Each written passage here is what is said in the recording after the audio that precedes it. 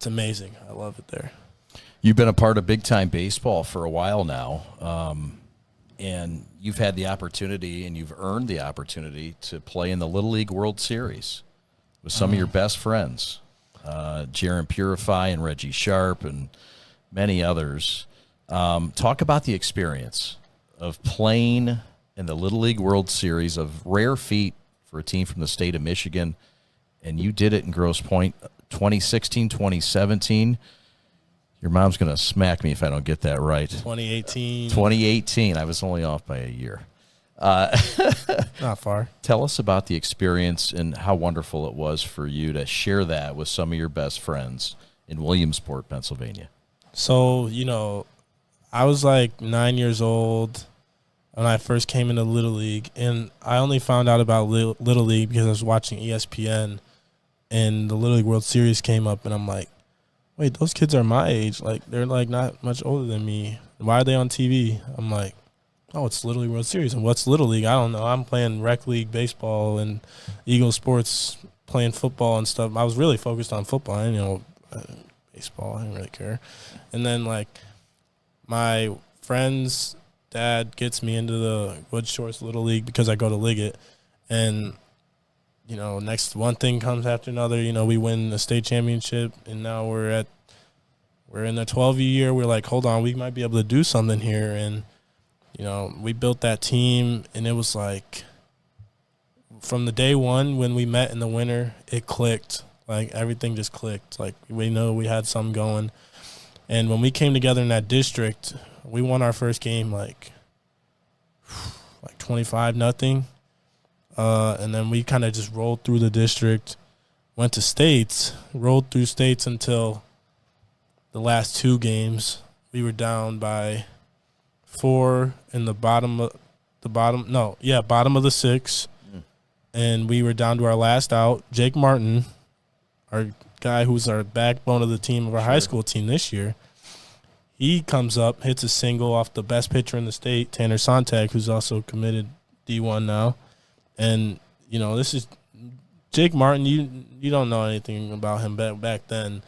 He was our 9-hole hitter. Like, we were just hoping he'd put the ball in play. And next thing you know, he hits a rope to right field. I'm like, whoa, Marty, where did that come from? I'm on the bench thinking we're about to lose. Like, what's about to happen? Like, Jake hasn't gotten a hit, like, since districts. I'm like, oh, God. But Jake, I'll tell you more about Jake in a minute. He's come a long ways.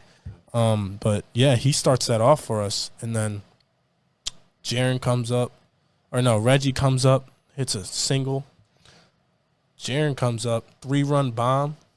We're 1 run away. I got to go hit. I'm crying, thinking we're about to lose. I actually ended up striking out and, like, going back, thinking I just lost the team the game. While I'm walking down the steps, all I hear is ping. Ryan Knable, 350 feet, dead center over the little concourse thing in center field, and we're going crazy. But, it's only tied. So we go play extras. Brendan Hill pitches amazing 2 innings, I think it was. He did a great job. Reggie hits a single. We're in the bottom of the 8th. And then next thing you know, I come up, I hit a double down the line, and Reggie scores from first. And I'd never seen that boy run so fast. Like, He runs fast already.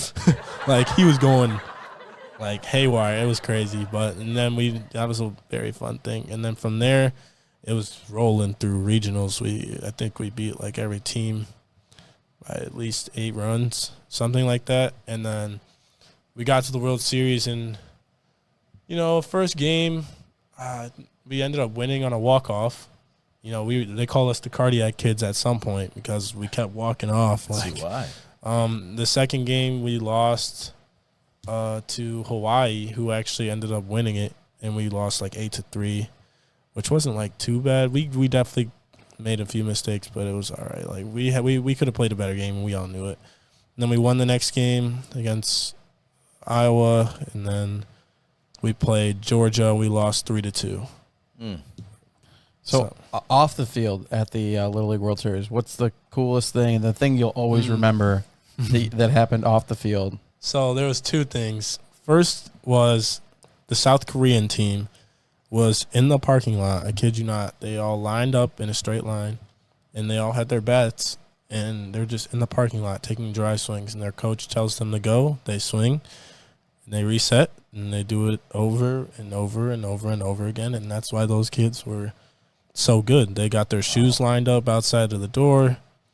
They go to lunch together all at the same time. They go to breakfast same time, dinner same time. They do everything together. They walk through the concourse together. Everything they do was together, and that was a really cool thing to see. Like, if I ever end up coaching a team, I'm doing things the way they did it, especially with younger kids. If you can get younger kids like that to just like, like not necessarily like fall in line, but like be that attentive in what you're doing, you're almost bound to have success. And that was like something really cool to see. Same with Hawaii. They did the same thing, and they ended up winning it all. I think it was them too in the championship. Yeah, it was. And Hawaii, same thing. Go to same thing. Lunch, dinner, breakfast together. Shoes lined up outside of the door. Everything they do was in an orderly manner, and you see it. It plays. It brings success. You get the kids together as a family. And then the other thing was the Australia team was like our sweet mate kind of thing. I don't know how to say it. Like we shared a bathroom, and they have their laundry bin, and we have ours. And we got two in our room when we come back from our game. And we walk in the door, and we're all just sitting there because we're excited. We just won a game. And next thing you know, the Aussies come through the bed. One pops out of the second laundry thing, and the whole team files into the bathroom, and they're all singing the national anthem, Star Spangled Banner. And we're like, what in the world is going on? The Aussies were the funniest kids we ever met. Like, they were so funny. Like, the whole time we spent when we weren't playing, we spent our time hanging out with them because they were just such a great time. But getting able to see kids from like all over the world, and see what they do, like, it was a really good experience. That'd be cool. Do you remember? I know they always put little stuff at the bottom of your name when you show up on ESPN. They ask you like a goofy question. Do you remember what yours said? Mine was man, I know it was my favorite player, and then what was the other thing? I think it was like, I can't remember I haven't really watched the broadcast. Okay. Honestly, I've seen the games, but most of them get taken down because they're like on YouTube and it's like copyright strike.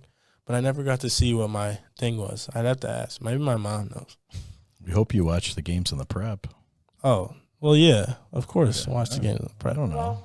You don't watch the games. I don't know. No, I definitely no. That was only for the World Series because the games aren't possible to find now. It's like I got to go through like archives to find them. Yeah. It's like because it was so long ago. But